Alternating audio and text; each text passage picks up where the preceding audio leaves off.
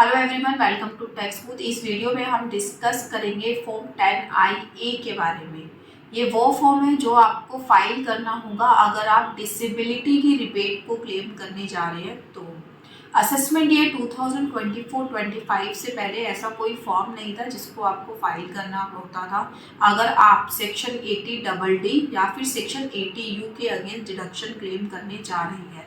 यानी कि अगर आप किसी डिसेबल पर्सन के लिए डिडक्शन क्लेम कर रहे हैं या फिर आप खुद डिसेबल्ड हैं, उसकी अगर आप इनकम टैक्स में डिडक्शन क्लेम करने जा रहे हैं तो इससे पहले कोई भी फॉर्म आपको अपलोड नहीं करना होता था।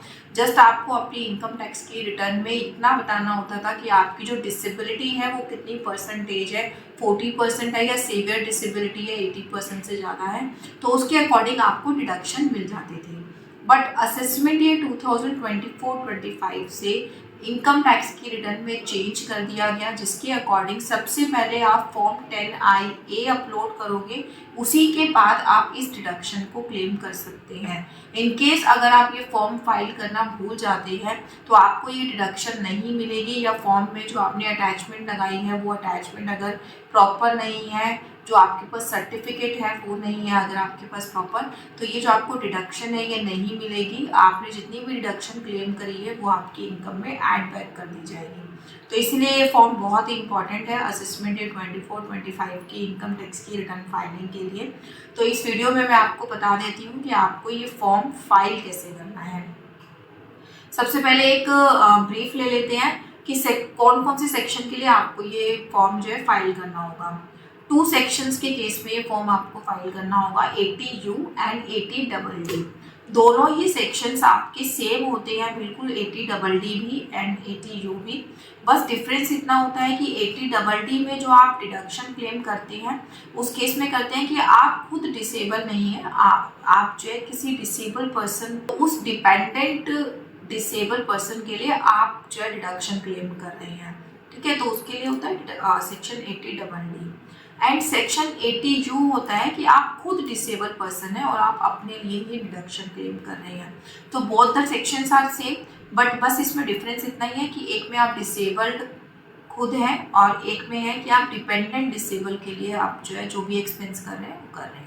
डिडक्शन कितनी मिलती है आपको इस सेक्शन में? 75,000 मिलती है 40% से कम डिसेबिलिटी के लिए, और 1,25,000 आपको मिलती है सीवियर डिसेबिलिटी 80% या 80% से ज़्यादा डिसेबिलिटी के लिए।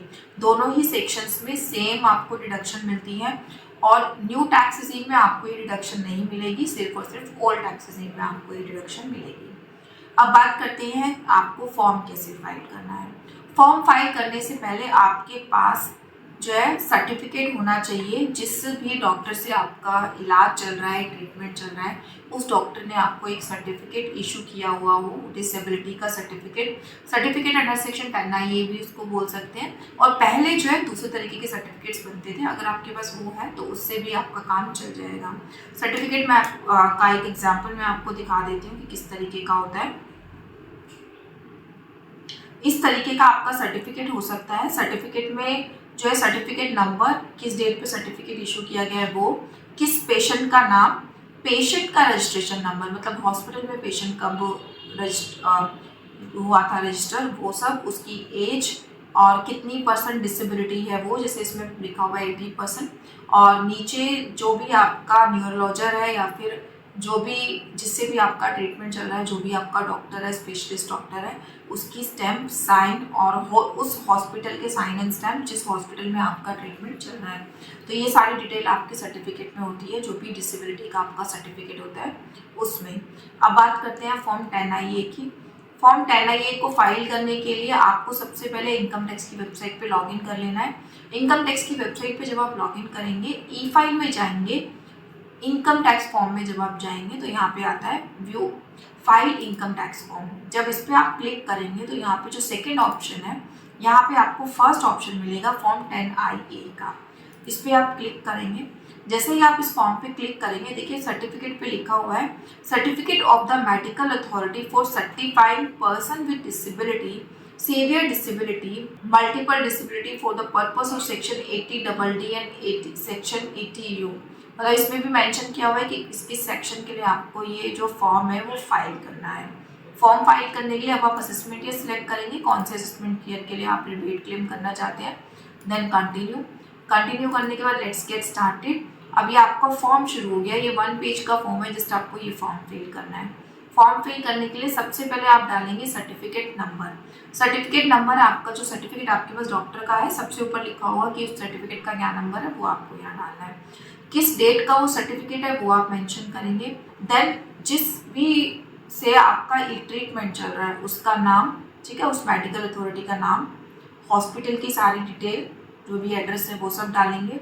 स्पेशलिस्ट की क्वालिफिकेशन एंड डेजिग्नेशन क्या है, ये सब इन्फॉर्मेशन आपको सर्टिफिकेट से मिल जाएगी। सर्टिफिकेट में नीचे जो स्टैंप लगी होती है वहाँ से आपको सब पता लगेगा, तो ये वहाँ से देख के आप ये डाल देंगे यहाँ पे।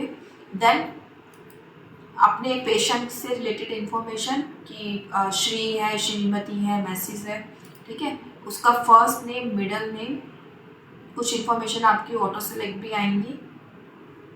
देन उनकी एज, ईयर्स में आपको एज भी डालनी है, पैन नंबर ऑटो फीड है, उनका आधार नंबर, रेजिडेंट एड, आपको पूरा एड्रेस डालना है अपने पेशेंट का यहाँ पर। देन रजिस्ट्रेशन नंबर, आप सर्टिफिकेट में देखेंगे ना हॉस्पिटल का रजिस्ट्रेशन नंबर आपको मिलेगा, वो रजिस्ट्रेशन नंबर आपको यहाँ पे डालना है। देन आपको यहाँ पे मेंशन करना है कि डिसेबिलिटी का स्टेटस क्या है। 40% से कम है आपके सर्टिफिकेट में तो डिसेबिलिटी डालना है आपको। अगर 80% लिखा हुआ है तो सीवियर डिसेबिलिटी आपको यहाँ पे सिलेक्ट करना है। ओके, देन यहाँ से आपको वो पता करनी है कि क्या किस चीज़ का ट्रीटमेंट उनका चल रहा है, तो उसको सिलेक्ट करना है, ठीक है। Then condition is progressive, non progressive. Usually cases में प्रोग्रेसिव कंडीशन नहीं मिलेगी आपको, आप प्रोग्रेसिव पे क्लिक कर सकते हैं। अगर डॉक्टर को ऐसा लगता है कि इस पेशेंट में फर्दर कोई इम्प्रूवमेंट नहीं आ सकती तो नॉन प्रोग्रेसिव में आएगा, ठीक है। रीअसेसमेंट, अगर आपको कोई रीअसेसमेंट की डेट दी हुई है डॉक्टर ने कि पेशेंट को रीअसेसमेंट के लिए बुलाया जाएगा, तो यहाँ पे आप रिकमेंडेड लिख सकते हैं, अदरवाइज नॉन रिकमेंडेड आप लिखेंगे, ठीक है। आफ्टर पीरियड ऑफ कितने टाइम बाद उन्होंने रीअसेसमेंट के लिए बुलाया, ये सब आपको यहाँ पे मेंशन करना है। और यहाँ पर आपको अपलोड करनी है उस सर्टिफिकेट की कॉपी जो मैंने अभी आपको सर्टिफिकेट दिखाया था, जिस सर्टिफिकेट में से आप इन्फॉर्मेशन सारी फिल कर रहे हैं, उस सर्टिफिकेट की कॉपी आप यहाँ पे अटैच कर देंगे। जो सर्टिफिकेट का साइज़ है वो 5 MB से ज़्यादा नहीं होना चाहिए, नहीं तो आपका अपलोड नहीं होगा। और फाइल आपकी PDF या फिर जिप फाइल ही होनी चाहिए, ठीक है। प्लेस आ जाएगा। देन प्रीव्यू का ऑप्शन, जैसे ही आप ये सारी इन्फॉर्मेशन यहाँ पे फिल कर देंगे, यहाँ पे प्रीव्यू का ऑप्शन एक्टिव हो जाएगा। आप इसको प्रीव्यू को एक बार चेक करके देन आप अपलोड कर सकते हैं। अपलोड करते समय आपको एक EVC रिसीव होगा, EVC आपको डालना है और फॉर्म को अपलोड कर देना है। तो बस एक छोटा सा 1 मिनट का ये फॉर्म है, आपको ये पूरा फॉर्म भरना है। बट आप विदाउट डॉक्टर के सर्टिफिकेट के बिना आप इस फॉर्म को नहीं भर पाएंगे। अगर अब आपके पास सर्टिफिकेट नहीं है तो आप अभी भी डॉक्टर से बनवा सकते हैं, आपको फॉर्म मिल जाएगा। इसका फॉर्मेट आपको मिल जाएगा, ठीक है, ऑनलाइन आपको फॉर्मेट मिल जाएगा। आप डॉक्टर के पास साइनिंग के लिए उस फॉर्मेट को ले जा सकते हैं, या फिर डॉक्टर के फॉर्मेट पे आप एक सर्टिफिकेट क्रिएट करा सकते हैं और उसके अकॉर्डिंग सारी यहाँ पे इन्फॉर्मेशन डाल के सर्टिफिकेट आपको अपलोड करना होगा। तो ये छोटा सा फॉर्मेट है। रिटर्न फाइल करने से पहले ही आपको ये फॉर्म फिल करना है, ऐसा ना हो रिटर्न आपकी प्रोसेस हो जाए और उसके बाद आप ये फॉर्म फाइल कर रहे हैं, क्योंकि आजकल रिटर्न जो है 1 सेकंड में भी प्रोसेस हो जाती है। लाइक आपने रिटर्न अपलोड करी और उसी वक्त आपके पास 143 बन आ गया। ऐसे भी बहुत सारे केसेस होते हैं, तो अगर आपके केस में ऐसा हुआ तो आपकी ये डिडक्शन डिसअलाउ हो जाएगी, आपको इसकी रिबेट नहीं मिलेगी। तो इसलिए ये सजेस्टेड है कि रिटर्न को अपलोड करने से पहले 1 मिनट पहले आप ये फॉर्म अपलोड करिए, देन आप इस रिटर्न को अपनी प्रोसीड कर सकते हैं। Thank you so much for watching this video पसंद आया तो वीडियो को लाइक एंड चैनल को सब्सक्राइब कर लीजिएगा। One more important information for you, हमारा ITR फाइलिंग का कोर्स लाइव हो चुका है। अगर आप कोर्स को अवेल करना चाहते हैं तो कोर्स की सारी डिटेल हमारे डिस्क्रिप्शन बॉक्स में दे दी गई है, आप वहां से जाकर हमारे कोर्स को अवेल कर सकते हैं।